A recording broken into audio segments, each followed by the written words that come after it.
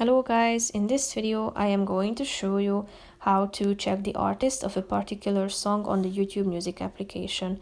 But first I just want to mention, don't forget to subscribe to my channel, because at 10,000 subscribers I am going to show you my whole YouTube revenue statistics and growth strategy, how to make money online. So let's jump into it.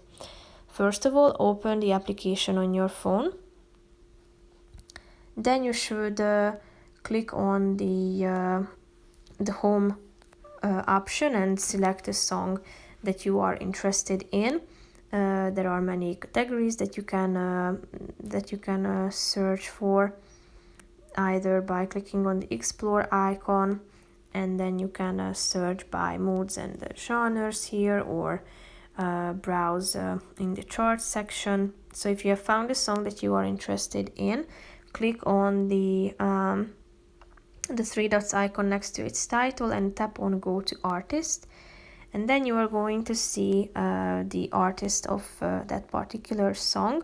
Here you can see the top songs, albums, the singles, and the videos that are related to your chosen artist, and here you can find out more about the artist himself.